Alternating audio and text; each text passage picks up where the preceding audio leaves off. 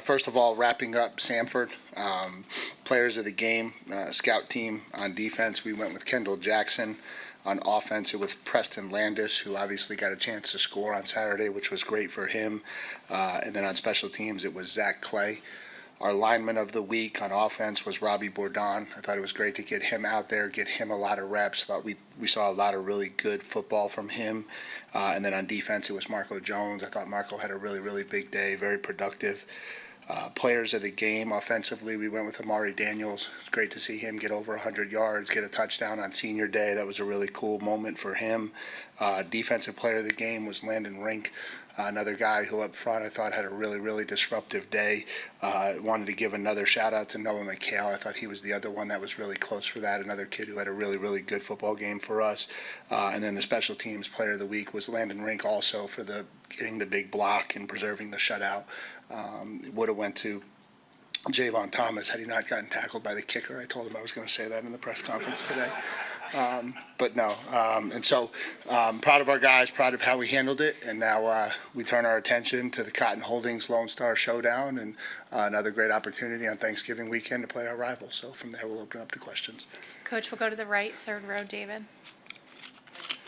Texas's defense, or just their team in particular, remind you of anybody you've played this year with that strong defensive line, the way they go about their business? Anything that gets you prepared for this game? They're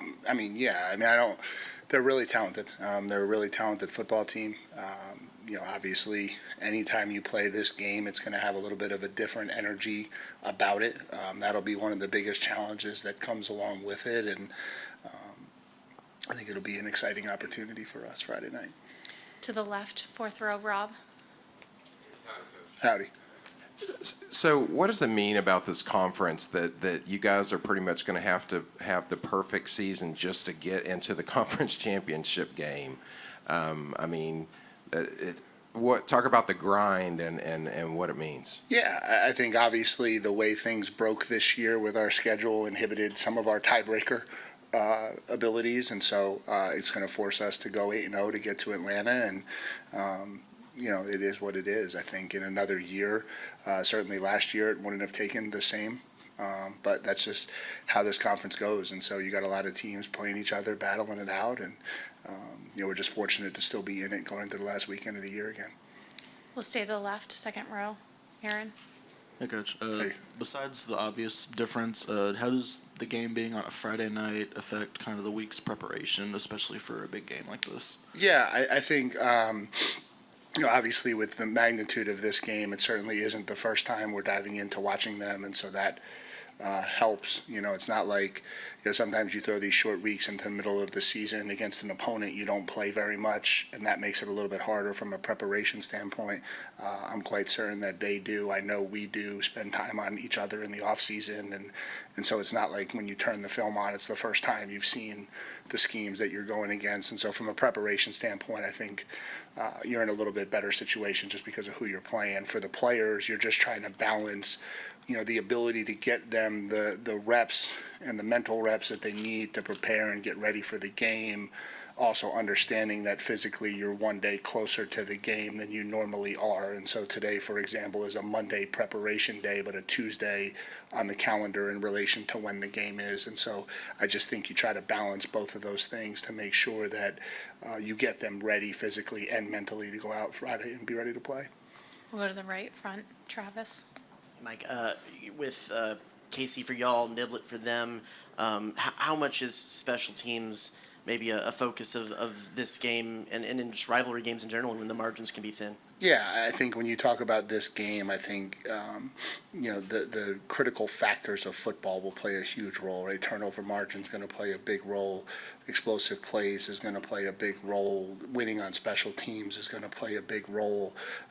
When you have two teams that are going to go battle it out without a ton of separation between the two of them, it's going to come down to those really important factors that'll determine winning and losing, and so that's where you've got to try to stay on the front end of it. And from the film study that you've done, how do you feel like this Texas team is different now than they were at the beginning of the season?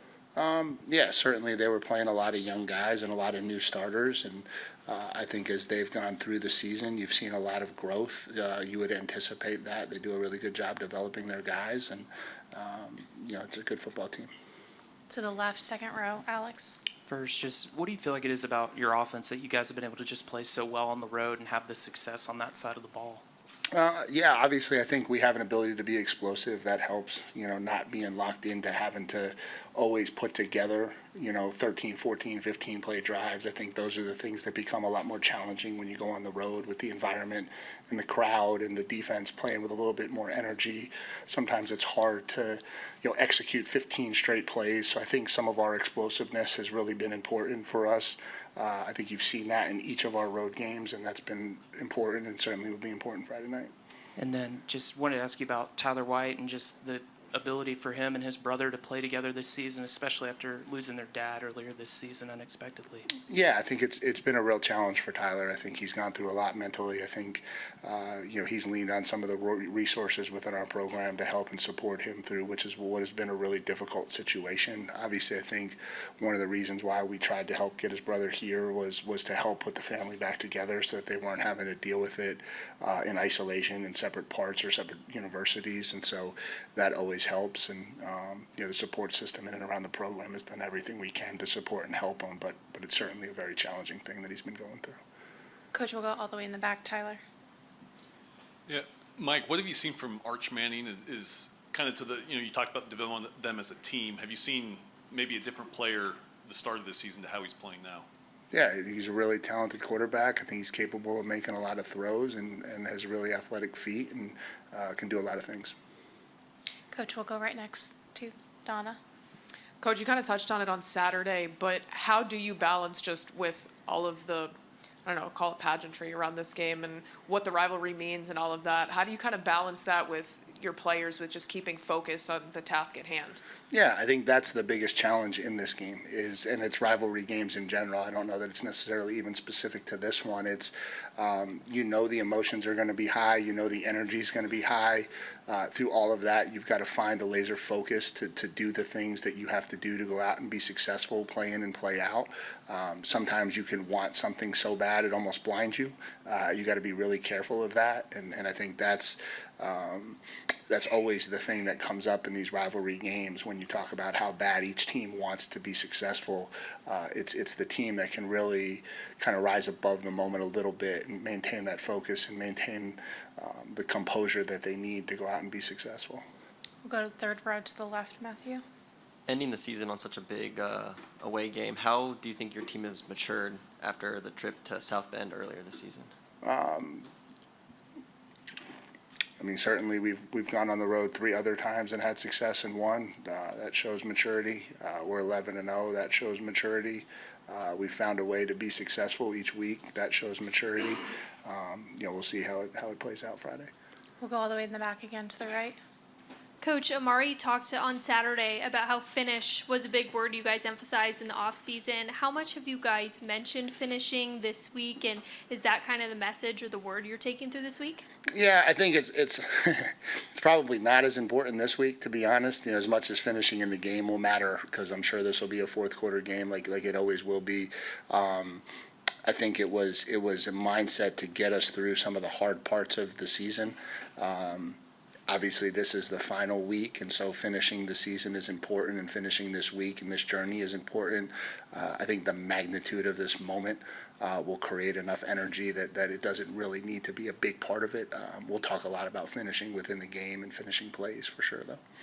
We'll go back over to the left, third row, Aiden. Howdy, Coach. Howdy.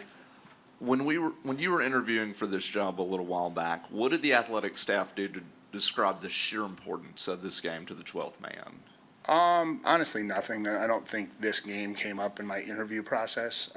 Now, having been a college football fan and having been here for 4 years, I didn't probably need a ton of explaining on what the magnitude of this game was. I said this last year, the amount of times that this rivalry was mentioned prior to us even playing kind of gave me a little bit of an indicator of what it would be like when we got back on the field together. And, obviously last year was a huge event here in College Station. I'm sure this is back there now for the first time, and so I'm sure it'll be very similar there. And I'm sure there'll be a ton of electricity in the air when we kick off. And then one other question, sir. What did you tell the players this week to get their focus to maintain on this game, that this is the challenge ahead? Oh, I don't have to tell them very much. I think they're pretty much clear on this one. This is an easy one to get their attention for. Coach, all the way in the back again, Chip. What kind of challenges does all their pre-snap movement and motions present defensively? A lot. I think a lot. I think how you handle that and how you handle those adjustments will matter.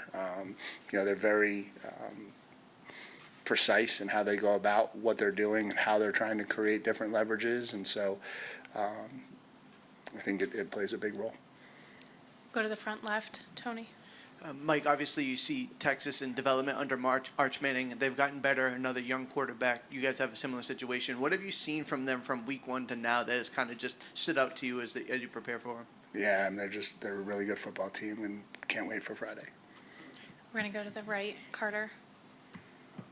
Ike, do you expect Moss to be available this Saturday or Friday? We'll see. Probably not, but we'll see. Okay. And Owens and Craver? Those guys are awesome. Awesome. Cool. And we're about to talk to Trev.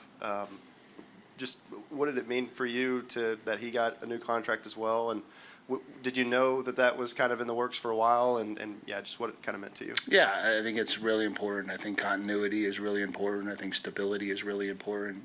I've really appreciated our partnership as we've gone through and built this thing. He's been a lot of fun to work with as we've talked about kind of elevating this program into a championship level program. He obviously has experience in it as a player and in his time at Nebraska, and it's been a great partnership, and so excited that it's going to continue for the foreseeable future. We'll stay to the right, second row, Brian. Mike, I know you've talked about Marcel throughout the course of the year, but what makes you, or what moments happened, or what stands out in your mind that really made you think this guy is ready for big time moments? Yeah, I mean, certainly when he led us on a game-winning touchdown drive in South Bend, when he brought us to victory at Arkansas, when we needed to score on every possession, when he rallied us back from being down 30-3 at halftime against South Carolina and went, threw for almost 300 yards in the second half, and any of the ones in between probably, but those would be the three that stand out the most. Yeah. And just a quick follow-up, I mean, just how much about this offense is about maintaining balance on Friday night? I guess it is, getting contributions from everybody. Yeah, I think in big games in this league, physicality matters. How you can control the line of scrimmage, how you can establish the line of scrimmage. Those things always seem to play really, really big when two good SEC football teams play each other. And so I think who controls the trenches more often than not will have a huge upper hand Friday night. I think that'll be a big piece of this equation for sure. We'll go back over to the left, fourth row, Rob. Coach Morrison is playing the Longhorns tonight. Did he say anything about you guys potentially bookending a victory over the Longhorns with Thanksgiving in the middle? No, didn't get a chance. Obviously, we'll be watching and we'll be cheering for him, and ton of respect for him and his program, and hope the girls go out tonight and get the job done. But I'm sure he's busy in preparation. So are we, and so don't have a ton of time to hop on calls like that right now. Coach, we'll go to the front left, Robert. Mike, it's one thing for the coaches and players to talk about this rivalry, but what of the fact that you guys took part in it last year, the coaches and everyone, how does that maybe move forward affect it this year? Yeah, I think you get a feel for it. Again, I think I don't know that it over. I think it was what I thought it would be last year. I knew it was going to be electric. It was. I knew there was going to be a lot of energy in it. There was. When you watch the speed of the game relative to the speed of other games, it's a lot faster. Yeah, everybody seems to be running a step or two faster in this game because of how much it means. That's what happens when the energy gets up to that level, and so. It certainly, I guess, maybe reaffirmed what I thought it would be like, but certainly kind of how I anticipated it would go. All right, anything else for Coach? All Great, right. thank you. Thank you, guys.